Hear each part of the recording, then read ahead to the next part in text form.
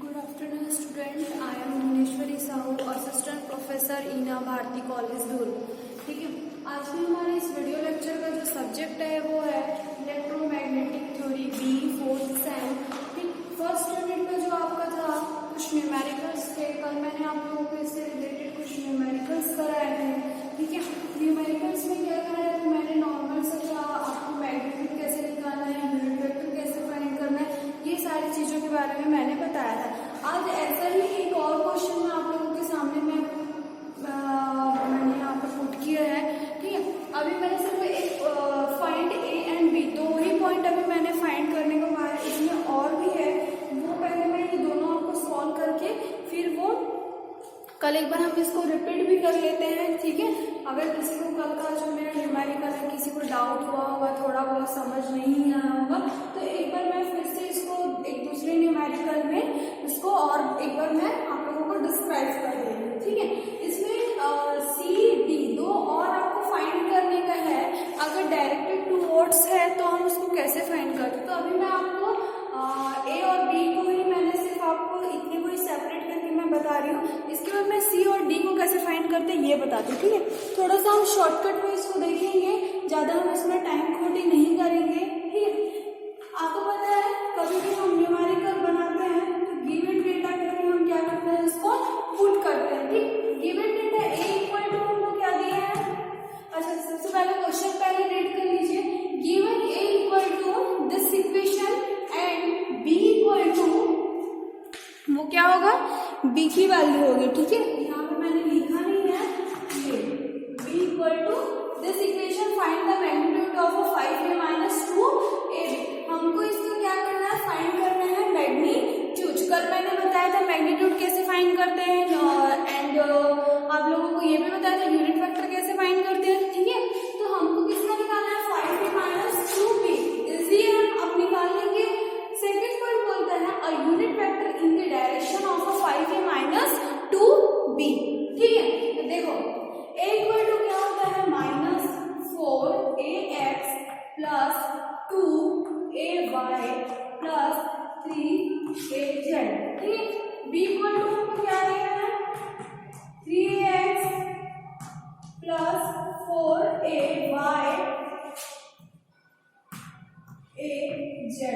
ठीक है, ये वैल्यू दी हुई है, आपको निकालने का है 5a माइनस 2b, इसका आपको मैग्नीट्यूड निकालना है। ठीक है, तो मैग्नीट्यूड हम कैसे निकालते हैं पता है। अभी हम सब पहले 5a माइनस 2b निकालते हैं, तो क्या करेंगे, 5a की वैल्यू पुट करेंगे minus 4ax plus 2ay plus 3az। ठीक है, फिर क्या माइनस 2b, तो 2 और b की value 3ax plus 4ay minus az। ठीक है, सॉल्व करेंगे हम इसको तो क्या आएगा, माइनस 20ax प्लस 10ay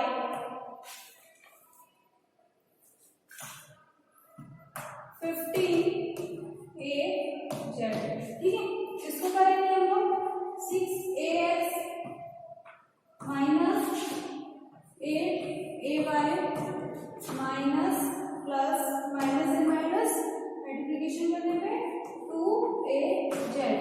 अब ax वाले को हम देखते हैं क्या होता है, ये है माइनस 20x और माइनस 6, तो क्या हो जाएगा ये माइनस 26ax।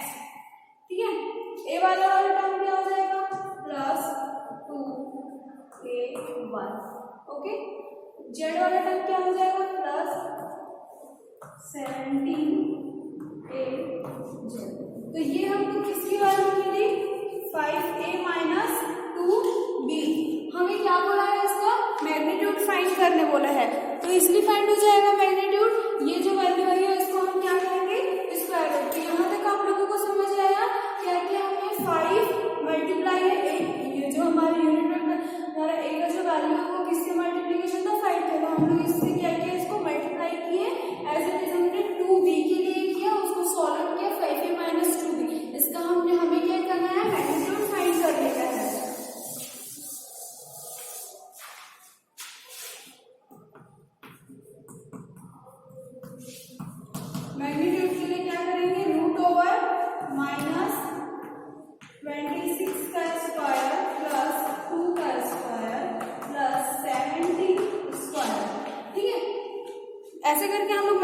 फाइंड करते हैं।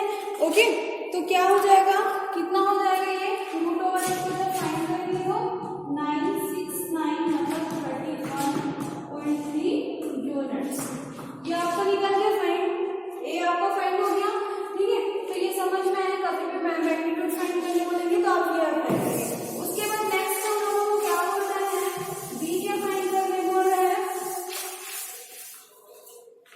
a unit vector in the direction of a 5a minus 2b, ठीक है, divided by mod of a।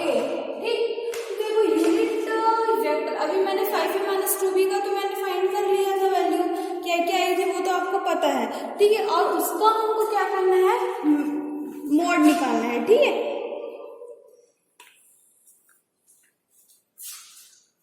तो यूनिट वेक्टर क्या हो जाएगा इसका, 5a minus 2b। ठीक है,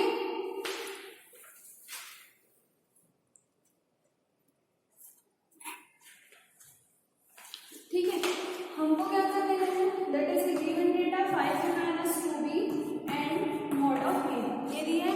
जब हम इसको पूरा सॉल्व करेंगे तो ये क्या हो जाएगा, 5a minus 2b, और जब इसको हम लोग पलट देंगे, ठीक है, तो ये क्या है, मेरे को देखो ये तो मेरे को दिया हुआ है, लेकिन हमने पहले जब उसको यूनिट वेक्टर के रूप में फाइंड किया तो क्या हो जाएगा, ये मॉड ऑफ ए, इसका हम क्या कर देंगे,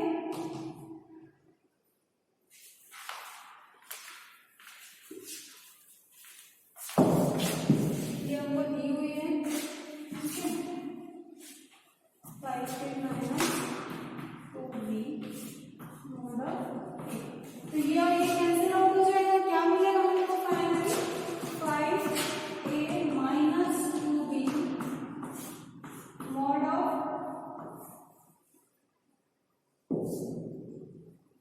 5a minus 2b। ठीक है, अब हमको इस पे वैल्यू करके क्या करना है, फाइंड करना है। ओके, 5a minus 2b क्या है, -26ax। ठीक है, और क्या आया था equation, plus 2ay plus 70az।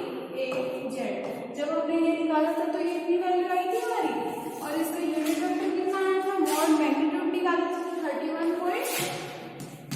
ठीक है, इसको सेपरेट करके कैसे डिवाइड करते हैं, -26 31.3ax plus 2 31.3ay plus 17.8az। ठीक है, इसको आप डिवाइड करेंगे तो ये आपके पॉइंट की फॉर्म में आ जाएंगे, क्या आएंगे, 0.58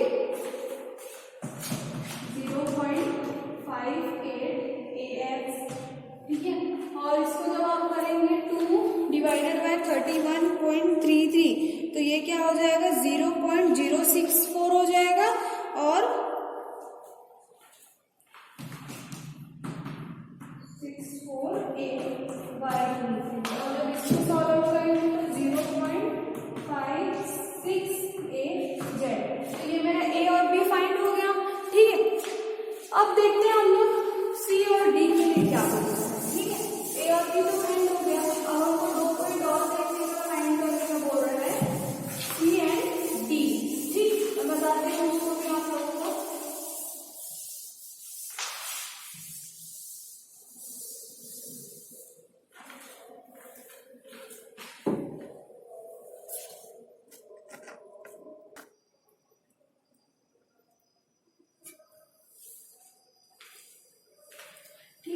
देखो फाइंड सी, ठीक है, ए और बी बोला था, फाइंड सी क्या बोलता है, the vector component of a A that is a parallel है किस पे, बी पे।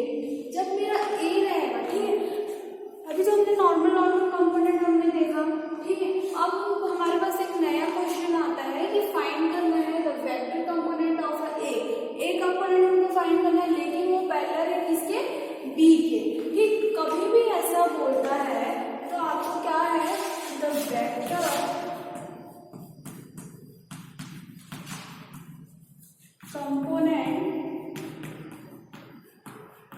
Vector component of A that is parallel. ठीक है, तो क्या फंडा अप्लाई करेंगे हम लोग? ए जो रहेगा A B multiply of A B. ठीक है, मतलब आपको ये रूल याद रखना पड़ेगा। कभी भी बोलेगा अगर ए जो है वो पैरेलल है बी पे, है ना, अगर मान लो इसकी जगह आपको बोल देगा डी जो है वो पैरेलल है किस पे? ए पे, तो फॉर्मूला आपका कैसे चेंज होगा? B unit vector of A into A, ऐसा। ठीक है, तो आपको जिस पे वो पैरेलल है बोलेगा उसका आप क्या करेंगे? यूनिट वेक्टर निकालेंगे। ठीक है, मल्टीप्लिकेशन करेंगे उसका और आप लोग इसको पैरेलल कंपोनेंट करके फाइंड करेंगे। चलो देखते हैं कैसे सॉल्व आउट करेंगे। सबसे पहले तो हमको क्या करने का है? Unit vector of A B निकालना है। ठीक है, तो बी की वैल्यू देखो तो कहाँ पे दी हुई है? इसको मैं रफ कर देती हूँ, यहाँ पे लिख देती हूँ। क्या करना है हमको? पैरेलल के लिए ए बी और ठीक है, यूनिट वेक्टर आपको किसका निकालना है? बी का। तो यूनिट वेक्टर का निकालना है हमको, तो B divided by mod of B ये होता है। तो बी की वैल्यू क्या दी हुई है हमको? 3ax plus 4ay minus az। ठीक है, डिवाइडेड बाय इसका क्या करेंगे? मॉड है तो क्या करेंगे? Root square 3 square 4 square minus 1 square. ठीक है, तो ये क्या हो जाएगा? 3ax plus 4ay minus az। ठीक है,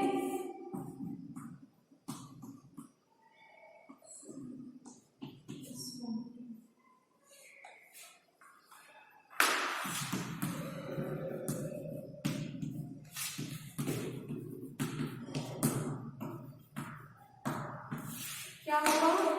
17 एंड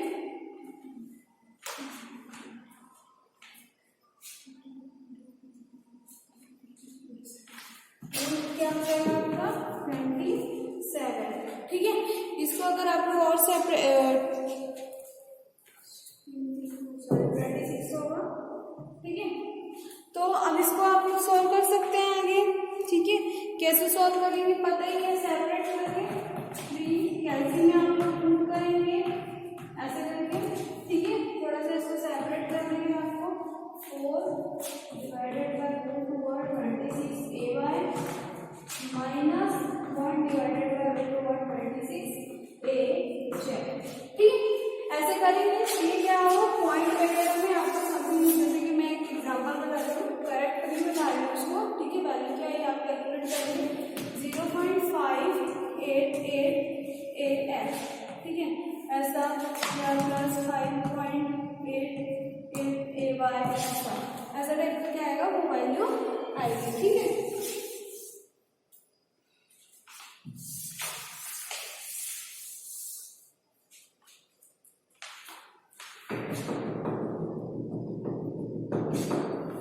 है ना? ठीक,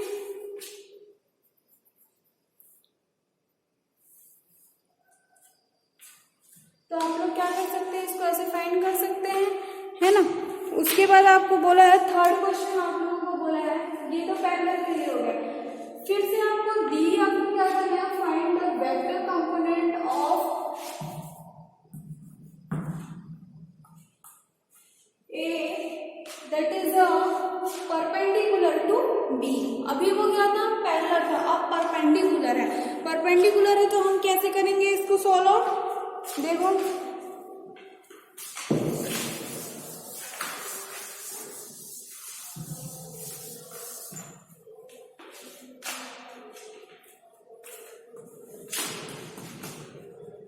ऐसे आप लिख कर अच्छे से इसको बताएंगे ना किस कंडीशन के लिए आप इसको अप्लाई कर रहे हैं। Perpendicular to component of of B, component of B. तो इसके लिए फॉर्मूला क्या होगा? अभी जो मैंने पैरेलल के लिए फॉर्मूला लिखवाया था, क्या फॉर्मूला लिखवाया था?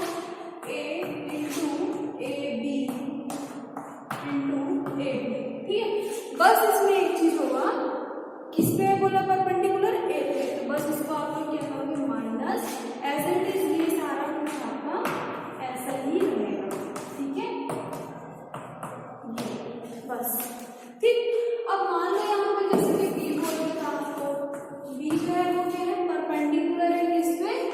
ए पे, ठीक है। तो ये अब बताओ इसमें क्या करते हैं?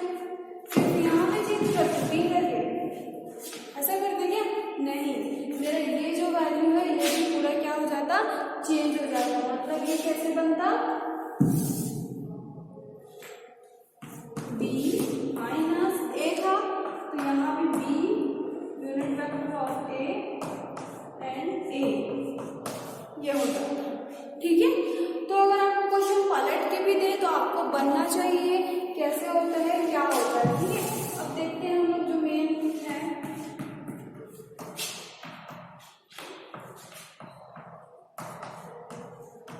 ये करना है आपको, फाइंड कर लेंगे इसको, बहुत इजी है, कुछ नहीं है। क्या करेंगे? ए की वैल्यू क्या है?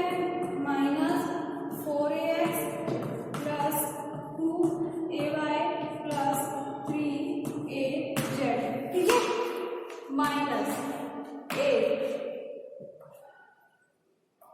थोड़ा सा लंबा कैलकुलेशन जाएगा, ध्यान से करना है आप लोगों को। 2ay plus 3az into unit vector of A B, ठीक है। Unit vector of A B जो निकाला था तो कितना आया था? √26 से आया था। तो आप डायरेक्ट का वैल्यू भी रख सकते हो। क्या वैल्यू रख सकते हो? जो आपको यूनिट वेक्टर का जो वैल्यू आई थी वो यहाँ पे क्या कर रहा, देखो ये एक ही वैल्यू ऐसे कैसे रखना, इसको तो हमने लास्ट में पूरा फाइंड किया था ना, ये तो ये वैल्यू आप डायरेक्ट यहाँ पे जैसे कि एग्जांपल दे रहे ना, 0.588ax plus 56.8ay plus 7.6az, ऐसा कुछ आएगा। तो फिर से इसको क्या करेंगे? माइनस प्लस करके आप इसकी वैल्यू परपेंडिकुलर के फॉर्म में फाइंड कर सकते हैं, ठीक है। बस यही करना था, कुछ नहीं। ये वाला आप लोगों को समझ आया? हमने क्या रखा? ये तो हमने इसके लिए निकाल चुका था, फाइंड्स की जो हमको पहले कंपोनेंट फाइंड करने बोला था उसमें हमने निकाल चुका था। तो ये जो वैल्यू पूरा सॉल्व आउट करने पे जो वैल्यू आई वो वैल्यू रखो। यहाँ पे मैंने अभी आपको एग्जैक्ट वैल्यू नहीं बताई, मैंने अपना यहाँ पे लेट्स सी दैट मैंने माना है, ठीक है, वो वैल्यू मैंने रखी है। और ए की वैल्यू एज इट इज है, तो उसको आप लोग अपने अकॉर्डिंग जो आप इसको कैलकुलेट करेंगे, जो आएगा वो वैल्यू पुट करोगे, प्लस माइनस करके वैल्यू को क्या करोगे? फाइंड करोगे, ठीक है। तो ये कंप्लीट क्या है आपका? न्यूमेरिकल है। किसका? अगर आपको क्वेश्चन ये चारों टर्म्स फाइंड करने को बोला जाए तो आपको ये सारा फंडा अप्लाई करके आपको इसको फाइंड करना है, ठीक है। अगर इस क्वेश्चन में कुछ डाउट होता है तो आप पूछ सकते हैं, बाकी क्वेश्चन आपको इस टाइप का भी पूछ सकता है। वो तो कल जो मैंने बताया वो बहुत इजी क्वेश्चन था, ठीक है, वो बहुत कम चांस होता है पूछने के। क्वेश्चन को थोड़ा सा घुमाकर कॉम्प्लिकेटेड करके आपको इस फॉर्म में पूछ सकता है, ठीक है। तो बाकी के जो और कुछ न्यूमेरिकल है, इसके बाद मैं कोऑर्डिनेट सिस्टम की न्यूमेरिकल्स कराऊंगी। जो मैंने 3 कोऑर्डिनेट सिस्टम बताया था, स्फेरिकल एंड सिलेंड्रिकल कोऑर्डिनेट, है ना, ये कार्टेशियन कोऑर्डिनेट, तीनों, ठीक है। तो उसको स्फेरिकल को अगर वो कार्टेशियन में चेंज करने बोल रहा, कार्टेशियन को सिलेंड्रिकल में, तो वो सारे न्यूमेरिकल कैसे सॉल्व करते हैं वो भी मैं 1 बाय 1 आप लोगों को नेक्स्ट वीडियो लेक्चर के थ्रू बताऊंगी, ठीक है। आज का हमारा वीडियो लेक्चर इतना ही है। Thank you class.